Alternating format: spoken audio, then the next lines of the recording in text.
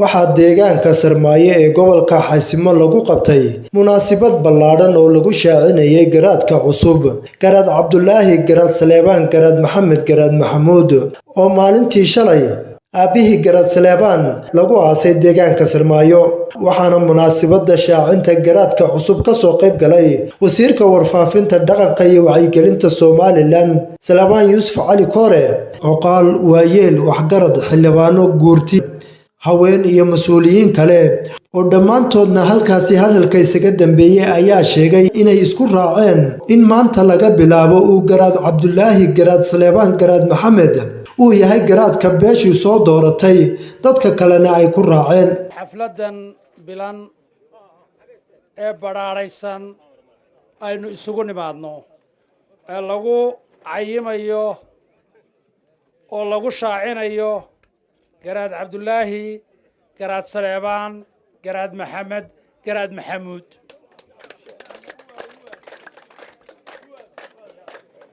waxaan kaga soo qayb galay anigoo muwaadin deegaanka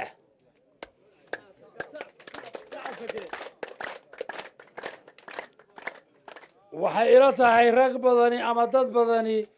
waxay ilaaween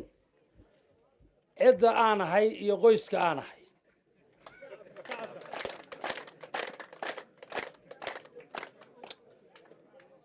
Garaad Saleebaan waxaa dhashay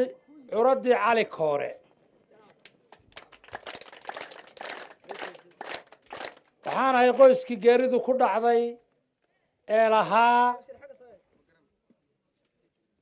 isu imaatinka ama ciddii geeridu ku dhacday qoys ahaan shakhsiyaadka ugu dhow ayaan ka mid ah garaadka ilaahay waxaan uga baryayaa in ilaahay janno firdowsa ka waraabiyo waxaan boorinayaa oo aan qolada boqorradayna ka taqaana ee gaalada xaggaa jirtaa waxay tidhaahdaa boqortooyadu ma dhimato boqortooyadu god ma gasho qofka ayaa godka gala laakiin boqortooyadu waa inay ka hadhaa waxaynu maanta caddaynay inaynu nahay bulsho ilbaxa boqortooyadii godka ina kama gelini boqortooyo cusub baynu saarnay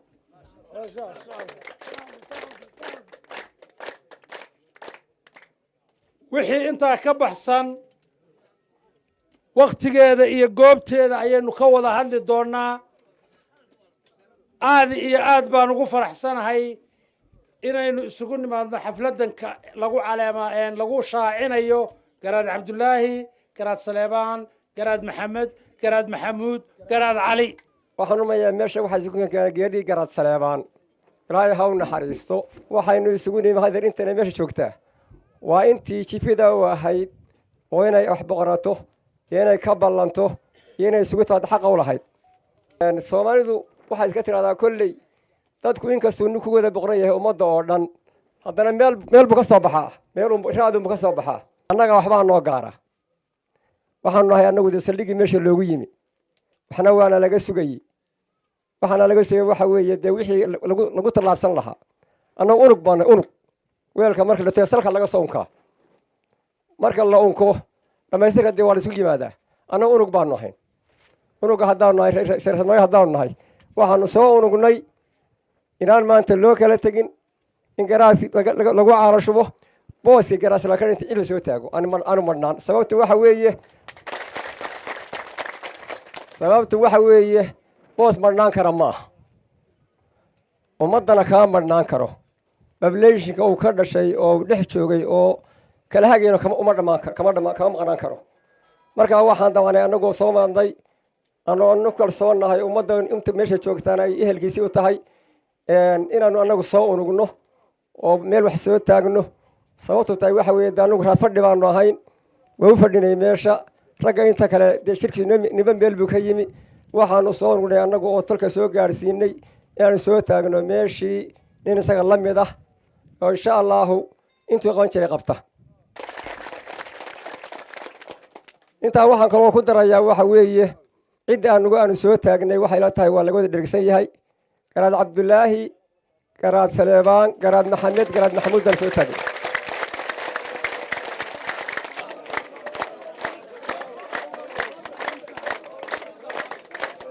ilaahay waxaanu ka baryaynaa mid xilkaa ilaahay u fududeeyo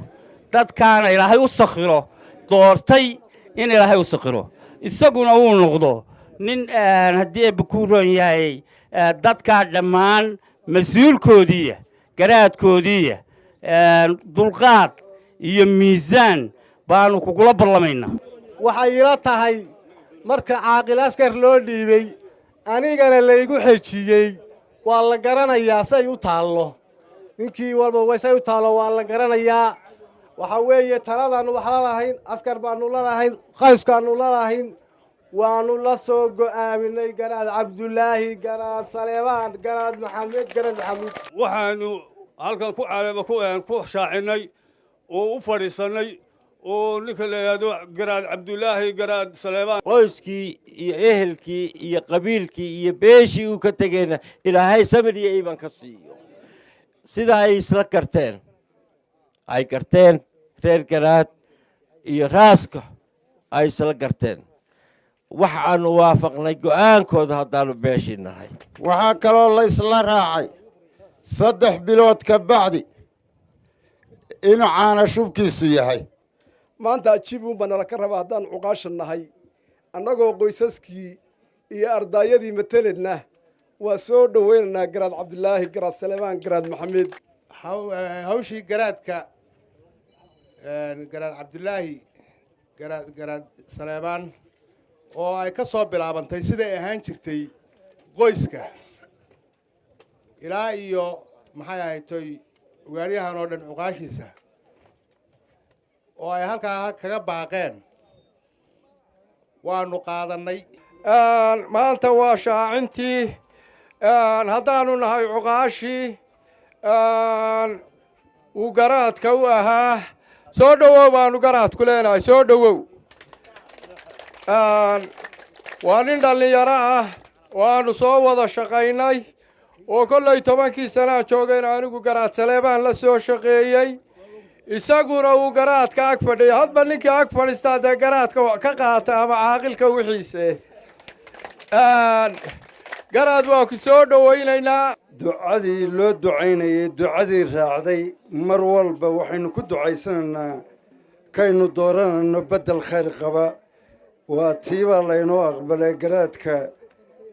ilaahay mid khayr qaba oo in anfaca aynu shaacinnay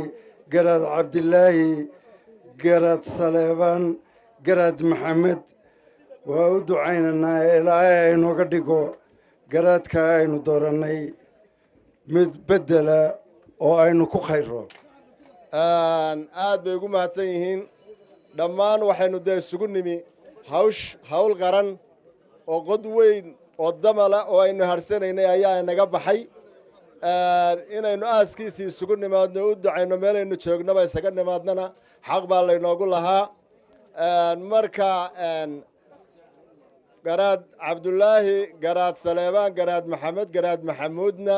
waxaannu leenahay ku soo dhowow awalba waad shaqayn jirtay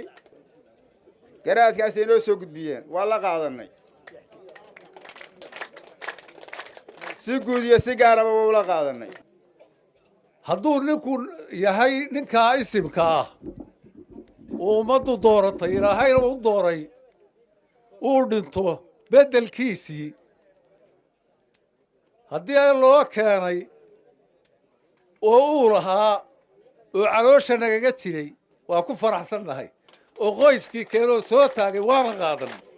waxaan leeyahay samiriyey meel ilaahay inaga siiyo ilmo garaad saleebaan iyo dhammaanteenba garaadkeenna shalay halka aynu ku duugnay naxariistii jannada ilaahay ka waraabiyo marka labaad mahadcelinta ugu horreysa waxaan siinayaa ilmo garaad saleebaan oo halkii uu ka baxay garaad saleebaan gartay inay curadkoodii soo taagaan raallina ku noqday caano shubkana annagaa iska lahaynba garaad cali baanu lahayn garaad cali intii kale waa nala ka xoogay haddaannu nahay cuqaasha dhammaan waannu isla qaadannay go'aankii qabaa'ilku noo keenay garaad cabdilaahi garaad saleebaan garaad maxamed garaad maxamuud shaacinta ay noo soo gudbiyeen waa ku soo dhowaynaynaa waana hambalyaynaynaa waxyaabo badan lagama sheekayn karo garaad saleebaan wixii uu ahaa lagama sheekayn karo waxaan leeyahay garaad cadaalad baa lagaaga baahan yahay wixii garaad iyo boqor looga baahan yahayba waa lagaaga baahan yahay sida horeba loo sheegay ilaahay waxaynu ka baryaynaa rabbigay subxaanahu wa tacaala ama ugaaryahanba aanu ka baryaynaa haddaanu gabdhaha nahay in ilaahay maqaalufada meel uga wada jeediyo garaad cabdulaahi garaad saleebaan garaad maxamed garaad maxamuud oo ugu dambeyntii halkaasi ka hadlay ayaa aada ugu mahadnaqay bulshadii soo dooratay isagoo ilaahayna ka bariyay inuu xilkaasi u fududeeyo waxaan rabaa haddii inaan laba saddex qodob taabto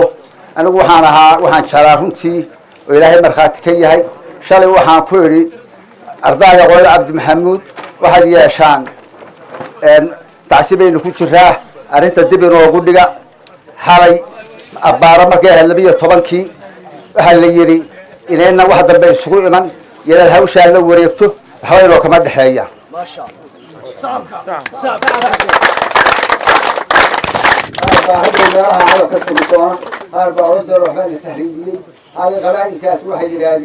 والله بالله طلع كتاب بالليل إن أنا عرفت على قاعدته